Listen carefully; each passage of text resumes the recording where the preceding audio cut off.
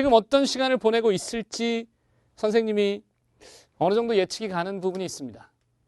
그래서 여러분의 프로블럼을 지금 바꾸러 왔습니다. 바꿔줘. 새 물건으로 바꿔줘. 아니, 새로운 생각으로 바꿔줘. 바꿔줘. 지금 바꿔. 지금 바꿔줘.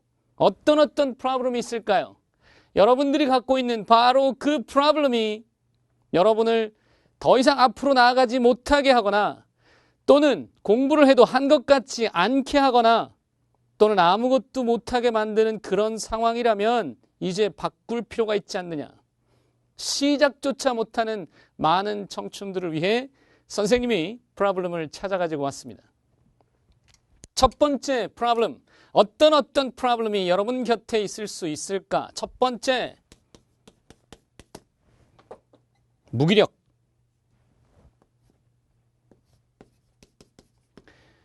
여러분의 첫 번째 프로블럼은 무기력일 수 있다. 두 번째는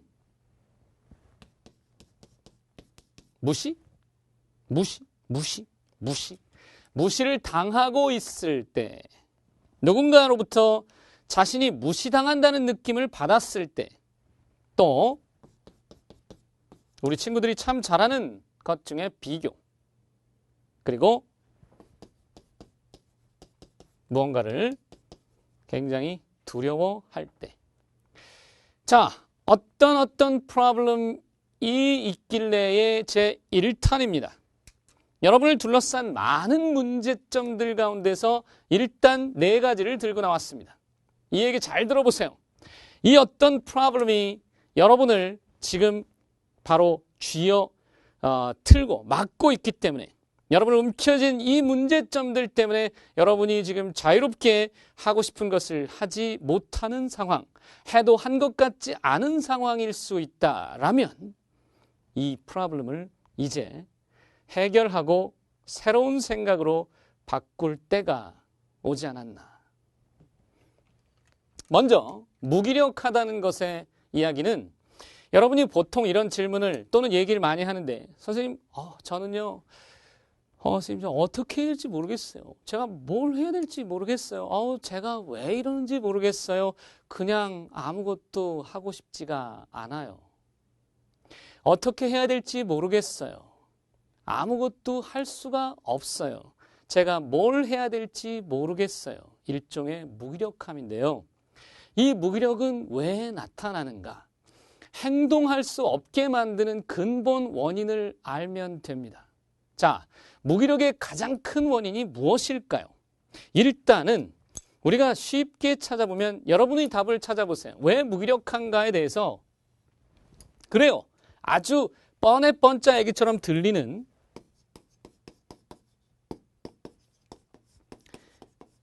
아주 이제 좀 약간 식상한 단어처럼 보여지는 이 꿈과 희망이 부족하기 때문일 수도 있겠죠.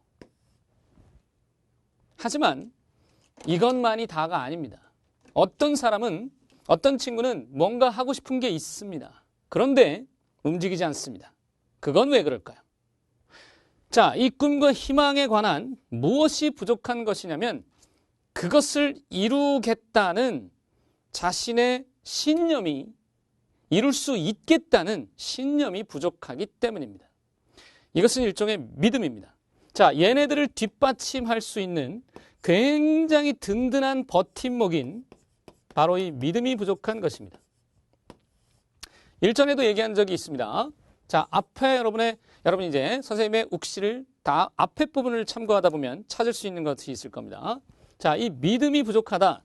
예를 들어서 여러분이 행동을 하게 되는 그 상황, 이것을 생각해야 됩니다.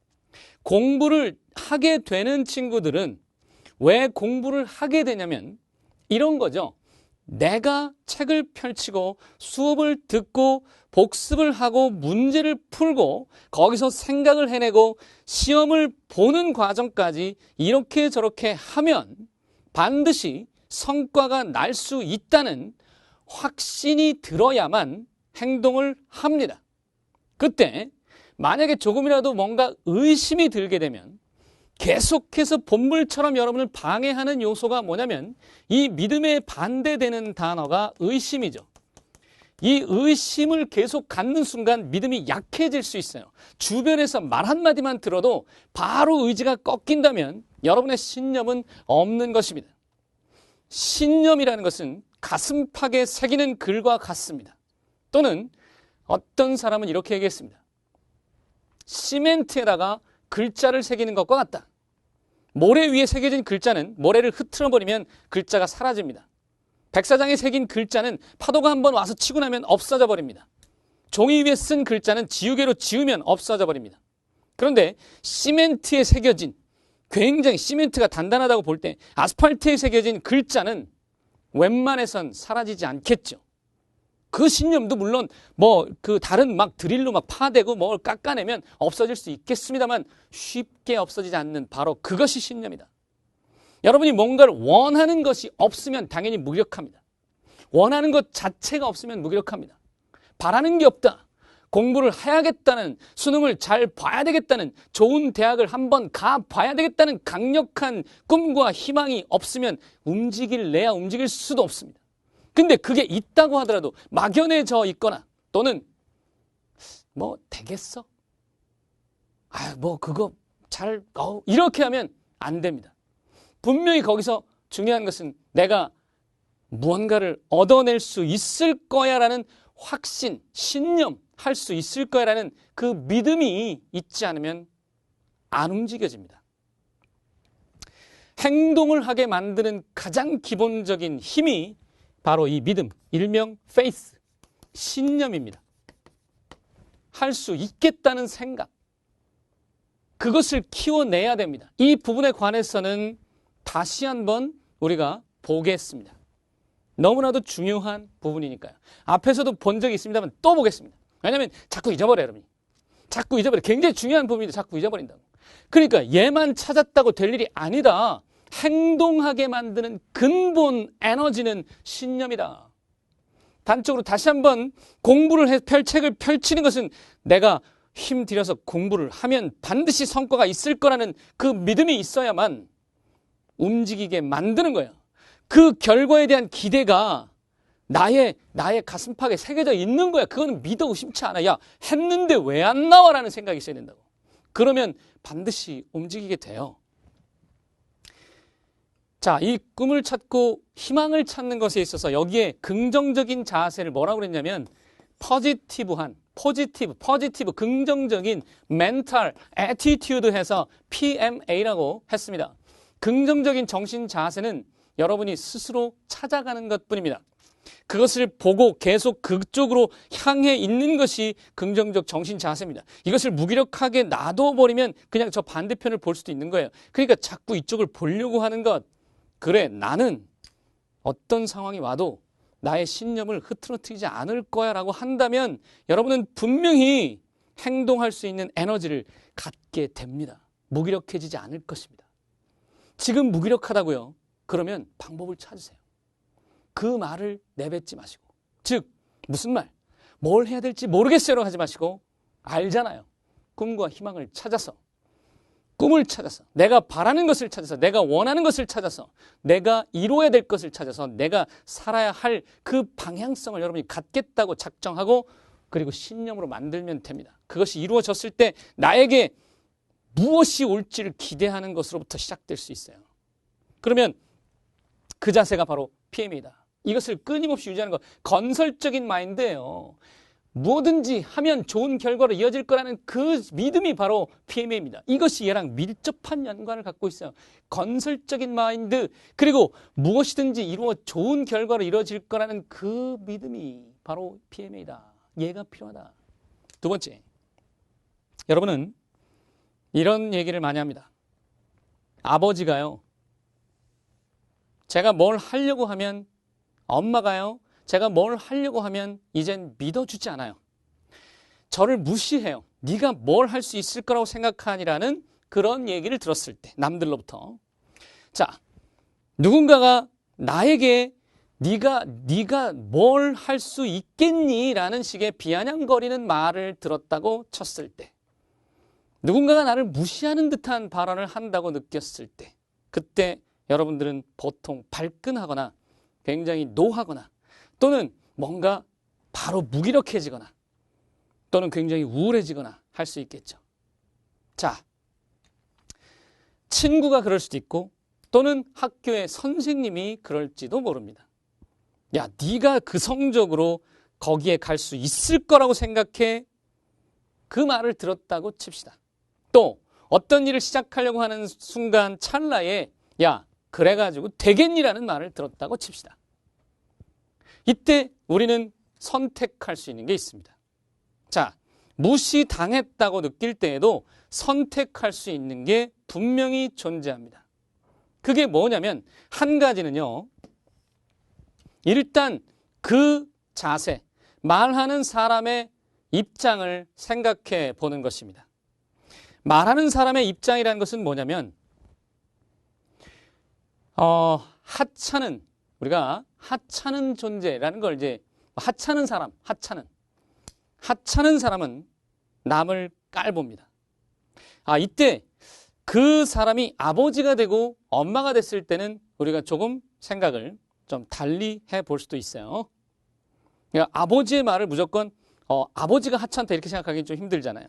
그렇죠? 가족들이 내가 믿는 나를 믿어줄 사람이라고 생각했던 사람들이 그렇게 얘기했을 때는 물론 이 답이 적용되지 않을 수도 있습니다만 일단은 한번 들어보세요. 자, 선생님의 얘기의 본질적인 것을 파악하면 되니까요. 하찮은 사람은 남을 깔보는 경향이 있습니다. 그런데 위대한 사람은 다른 사람들 또한 자신처럼 크게 될 수 있을 거라고, 물론 자신이라는 것이 아니어도 됩니다. 위대한 사람은 이미 다른 사람들이 어마어마한 가능성을 가지고 있을 것을 봅니다. 그렇기 때문에 격려해주고 믿어줍니다. 자신감을 심어주죠. 칭찬을 해주죠. 그런 거라고 볼 수 있어요. 자, 그러면 이제 저의 사랑하는 가족들이 다 하찮은 존재인가요? 그게 아니고 여러분이 남을 무시하는 생각을 하지 않아야 합니다. 자신이 대우받고 싶은 만큼 자기가 남을 대우해 줘야 합니다. 즉 남의 가능성을 먼저 보십시오. 남들이 잘 되고 있다면 그들의 가능성을 보십시오. 그리고 여러분이 그걸 쫓아가십시오. 남한테 배우십시오. 근데 기왕이면 굉장히 잘 되는 사람한테 배우십시오. 배우는 자세를 가집시오. 그리고 여러분이 쫓아가야 됩니다. 그 다음에 두 번째 자세가 뭐냐면, 자, 남들이 무시를 할 때에 여러분이 그것을 어떻게 받아들이느냐에 달려 있습니다. 이때 만약에 여러분이 역정을 내고 화를 내거나 무기력해지거나 한다면 여러분은 그것을 인정하는 꼴밖에는 안 됩니다. 실제 노해버리면, 화를 내버리면 그냥 거기서 그래요, 난 그런 놈이에요 라고 하는 것과 다를 바가 없습니다. 이때 화를 낼 필요가 없어요. 어떻게 하면 되냐면 받아들일 때, 자, 나의 문제점을 지적하거나 부족한 점을 지적하는 원인을 찾아보세요. 분명히 그 이전에 미덥지 못한 요소들을 내포했을지도 모릅니다. 물론 어떤 경우에는 어떤 사람들은, 어떤 부류의 사람들은 아까 하찮은 사람들이라고 할 수 있는 무조건적으로 그냥 비아냥거리거나 무조건적으로 폄하하는 사람도 있어. 그런 얘기는 귀담아 들을 필요가 없습니다. 왜냐하면 그들이 하찮기 때문이고, 근데 그렇지 않고 부모님의 경우에, 친척들의 경우에 나를 알고 있다고 생각하는 사람들이 나를 왜 이렇게 대하지라는 식의 그 느낌이 들었을 때에 여러분이 분명히 원인 제공을 했다고 볼 수 있어요. 이유는 사실 여러분의 특히 어머니, 아버지는 여러분들한테 거는 기대감이 큰 분들이에요. 그러니까 자식을 만족스럽게 바라보는 부모님이 많지 않습니다. 항상 그 기준이 높습니다. 근데 여러분이 그 기대에 못 미치고 있다는 뜻으로 해석한다면 이렇게 봐야죠. 여러분이 만약에 그 부모님에게 신뢰를 확실하게 줄 수 있는 모습을 상상해 보십시오. 즉, 무시당하는 모습이 아닌 반대로 부모님이 너무나도 대견해하고 너무나도 자랑스러워하는 모습을 상상해 보십시오. 그때의 여러분의 모습은 과연 지금 그 무시받는 상황과는 어떻게 다른 것입니까? 분명히 상상으로도 여러분이 그 모습을 그릴 수 있을 겁니다. 그렇다면 그 모습을 찾아보세요. 그게 부모님이 여러분을 믿어줬기 때문에 그 대견스러운 모습이 나왔다고 생각하십니까? 누가 나를 믿어줬기 때문에 내가 그 힘을 받아서 잘 되는 거라고 생각하십니까? 그게 아니죠. 내 스스로 내 안에서 방법을 찾아야 합니다. 남이 먼저 나를 믿어주길 바라지 말고 내 스스로 신념이 강하게 되면 내 가야 될 길을 내가 더 잘 알고 내가 확신을 가지고 있으면 여러분은 그대로 보여줄 수 있습니다. 공부를 통해서 결과를 내놓을 수 있습니다. 노력하는 모습이 보여지게 되면 부모님들은 더 이상 잔소리를 하지 않습니다. 실제 행동을 만드는 그 신념이 내 안에 있으면 다른 사람들은 이미 느낍니다. 우리 아들이, 우리 딸이 달라졌는데? 그러면 더 이상 잔소리가 나오지 않습니다. 그리고 잔소리와 어떤 실망스러운 그 한탄에 가까운 말들이 어느 순간 이제 바뀌기 시작해서 이제 칭찬과 독려, 뭔가 힘을 북돋는 말들로 변하기 시작할 것입니다.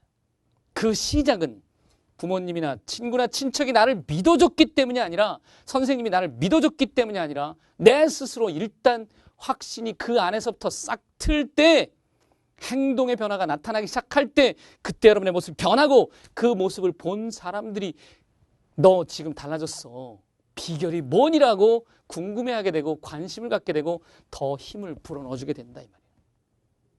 남이 나를 무시하고 있다고 해서 거기에 초점을 맞추다 보면 자기가 배워야 하고 가져야 할 가장 중요한 자세를 놓치게 되고 분을 품고 화를 갖는 순간 아무것도 보이지 않는 상태로 가버리게 돼서 방법 따위는 저 멀리 치우게 되고 감정에 치우쳐서 그냥 무기력해지는 게 그것이 바로 여러분의 프로블럼이다.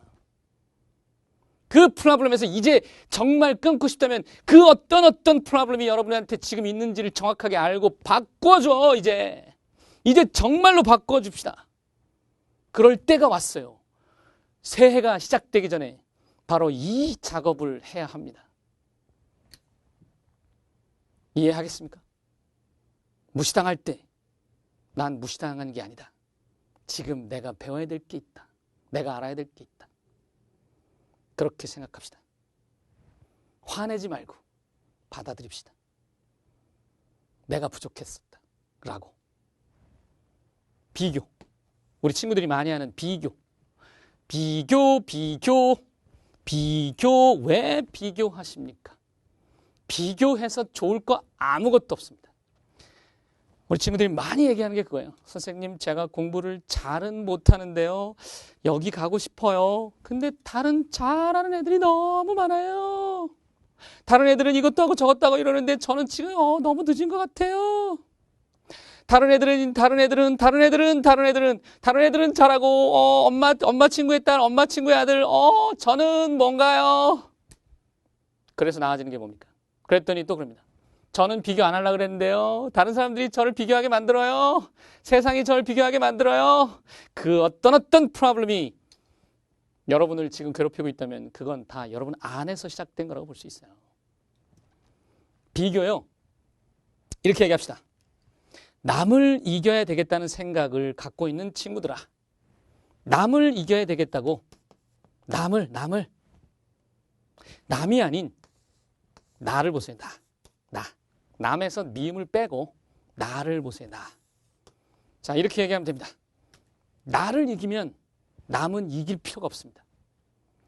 나를 이기면 남은 이길 필요가 전혀 없습니다. 나를 이깁시다. 여기서 중요한 것은 내가 어디로 가고자 하는지, 무엇을 원하는지, 또 나를 내가 내 뜻대로 움직이는 걸 찾아내기만 한다면 여러분은 이 수능 성공은요 그냥 일도 아닌 거예요. 나를 이기는 방법을 찾자. 이거 극복하자. 무시당해도 전혀 개의치 않는 마음을 그래 키워나가자. 지금 당장 안 되니까 키워나가 보자. 근데 여러분은 오히려 더 잘할 수 있다고. 왜냐면 마음이 순수하니까. 뭐 잡생각 안 하고 야 시키는 대로 하면 되잖아. 좋은 방법인 걸 아는데 비교 안 해도 된다니까. 남들하고 비교해서 내가 좋아질 건 진짜 아무것도 없어. 어떤 친구들이 그래. 선생님 자극을 받아야 되잖아요. 전 자극이 필요해요. 저는 막 죄의식으로 공부해야 잘 돼요. 그게 다가 아니야. 남들이 만큼 하니까 나도 그거 보고 하겠다. 물론 좋은 그 어떤 소스가 그러니까 도전의 시작이 될 수도 있어. 하지만 그걸로 얼마나 갈 것 같아. 계속 경쟁의식으로만 공부하게 되면 그 경쟁의식이 사라지는 순간 갑자기 허무해질 수 있어. 그리고 인생 내내 우리가 수능만 보고 끝날 게 아니라면 인생을 살면서 계속 평생을 경쟁의식만 갖고 산다고 생각해봐. 고등학교 때 옆에 친구 보면 경쟁하고, 대학교 가서 옆에 친구 보고 경쟁하고, 회사 가서 옆에 동료 보고 경쟁하고, 그 다음에 또 경쟁하고, 사업하다 보면 또 경쟁하고, 경쟁. 이게 얼마나 사람 씁쓸하게 만드는 건데. 그거 아닌 진짜 방법을 찾아야 되는 거야. 그게 뭐냐면 남들은 상관없어. 남들이 뭐라고 하거나 말거나 그게 나랑 무슨 상관이에요? 남이 뭘 하거나 말거나 무슨 상관이에요? 내가 나를 이겨. 내가 원하는 걸 하면 되는 거야. 각자의 길에서 각자의 성공이 나타나는 거야. 옆에 친구가 붙으면 내가 떨어지는 그런 관계로만 이해하지 말란 얘기야. 실제로 나중에 보면 각자의 길에서 각자 인생을 살게 되는 거거든. 수능이 제한된 그 인원수에서 막 애들이 몰리니까 경쟁할 수밖에 없다는 인식만 가지고 있으면 그게 없다는 건 아니야. 그것도 사실이야. 하지만 그게 다가 아니에요. 그리고 그 힘은 한계가 있습니다. 전국 수석을 할 정도의 그 친구들이 오로지 경쟁의식만 가지고 했다라고 보기 어려워요. 진짜 성공하는 방법, 나를 이긴 자. 나를 내 마음대로 쓰자. 내 에너지를 내가 조절하도록 만들자. 그건데 여러분이 이걸 다 하기가 굉장히 어렵지. 하지만 그게 도전이야. 시작하겠다고 하는 순간 여러분의 그 순수성이, 여러분의 그 집중력이 이런 데 발휘되는 순간 공부가 이제 방향성을 찾기 시작한다고. 왜냐하면 여러분 지금 시작점을 못 찾아. 왜 시작점을 못 찾아? 그놈의 프로블럼이 여러분의 발목을 붙잡고 있기 때문에 그 족쇄를 끊지 않으면 움직일 수 없어. 공부를 해도 한 것 같지 않은 상황이 되고 책을 아예 펼칠 수도 없는 상황이 돼버리거든. 여러분이 더 잘 알 텐데. 내 말이 지금 분명히 사실이라는 걸 느끼고 있을 텐데. 그렇다면 진짜 방법을 찾으세요. 선생님이 분명히 진짜 공부 방법을 찾으라겠어요. 진짜 공부 방법이란 자기가 지금 어떤 프로블럼에 휩싸여 있는지를 아는 데서부터도 비롯될 수가 있습니다. 여러분이 갖고 있는 문제점을 선생님한테 의뢰하세요. 그러면 같이 풀어줄게요. 어떤 프로블럼 시리즈 지금 1탄입니다. 2탄, 3탄, 4탄까지 나오고 5탄, 6탄, 7탄, 8탄 나올 때까지 여러분이 여러분의 스스로의 문제점을 발견하고 그것을 해결하는 데 선생님이 도움을 주겠습니다. 자, 마지막 두려움. 두렵다는 건 이런 거야. 아직 일어나지도 않은 일에 대해서 걱정하는 거야. 미래에 다가올 일들이 이런 마음이지. 선생님 제가요 이렇게 하고 싶은데요. 안 되면 어떡해요? 선생님 제가 이걸요. 어떻게 해요? 이렇게 되면 어떡할까요? 저렇게 되면 어떡할까요? 이건 어떨까요? 저건 어떨까요? 그런데 전부 걱정이야. 두려워서 역시 아무것도 못합니다. 자, 우리가 이제 여기서 정리해야 될 게 있습니다. 여러분, 걱정은요, 이 두려움과 걱정은 일맥상통하는 부분이 있습니다. 이 걱정하는 마음에서부터 두려움이 시작이 됩니다. 걱정은 전염병보다 무섭습니다. 전염병보다 더 해롭습니다. 스트레스가, 걱정이, 두려움이 사실은 모든 문제의 시작도 돼요. 자, 두려움을 없애는 방법을 얘기하는 게 아닙니다. 두려움은 그렇죠. 없앨 수는 있어요. 적게 만들 수는 있어요. 적게. 근데 아예 사라지진 않습니다. 누구든지 다 두려워해요. 그러니까 이런 거지. 정확하게 지금 다시 한번. 걱정이나 두려움이 완벽하게 제거될 수는 없어. 그러나 줄어들거나 또는 안 보면 돼 그냥. 걔를 보면 볼수록 걱정은 희한하게 커지는 거야. 두려움에 굴복당하면 두려움이 자기를 지배하는 거고. 뭐예요? 뭐예요? 무시해. 뭐지? 그럼 걔는 점점 작아진다. 걔를 보지 마라. 실체를 파악하라. 두려움의 실체를 파악하라. 실제로 말이야. 두려움의 그 본질적인 걸로 들어가면은 자기가 뭘 두려워했는지 잘 모르는 거야. 이게 앞에서 선생님이 얘기한 적 있어요. 이런 거지. 고소공포증이 있는 사람은 무엇을 두려워하느냐라고 물었을 때 실제로 높은 곳을 두려워하는 게 아니야. 높은 곳에 있다가 떨어질까 봐 두려운 거라고. 비행기를 타는 게 두려운 게 아니라 비행기를 타고 가다가 그게 추락해서 자기가 죽을까 봐 두려운 거거든. 그러면 비행기 자체는 사실은 두려운 존재는 아니에요.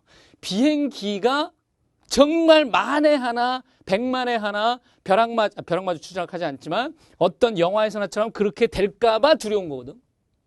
근데 그 두려움의 실체라는 것을 정확히 파악하면 할수록 두려움을 극복하는 방법을 찾을 수 있는 거야. 그 이해하겠어요? 그러니까 실체를 파악하려고 애를 써야 돼요. 그러면 돼요. 그러니까 두려움 앞에 쩔쩔매지 말란 뜻이야. 그러면 이제 방법을 찾았어? 걱정하는 건 나쁘니까 걔를 쳐다보지 말자.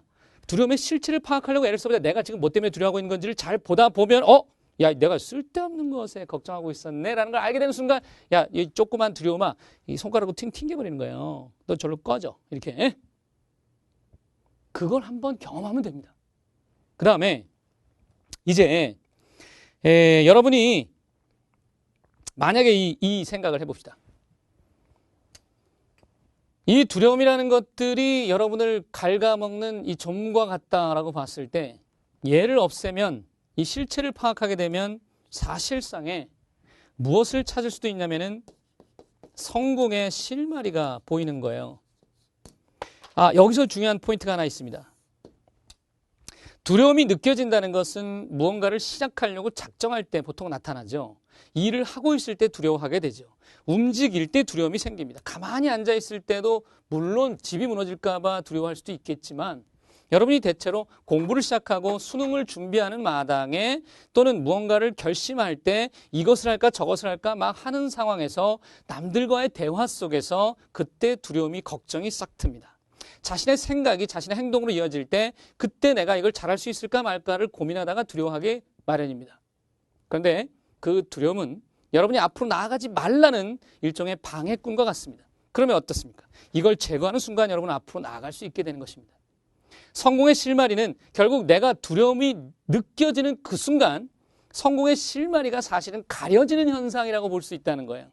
두려움을 느낄 때 내가 여기서 지금 이걸 극복하면 성공의 실마리가 보여지겠구나라고 확신을 가지십시오. 그럼 극복하고 싶어질 겁니다. 두려움이 느껴지는 순간 꼭 기억하십시오. 이것을 극복하면 성공의 실마리를 찾을 수 있다. 이해하시겠습니까? 그러니 여러분이 지금 그 어떤 프로블럼들이 느껴질 때 이제 무엇을 선택해야 될지 최종 정리해 보겠습니다. 무기력해질 때는 신념으로 극복하라. PMA, 긍정적 자세를 통해 신념을 회복하면 무기력은 사라진다. 행동하게 만드는 근본 힘은 신념이다.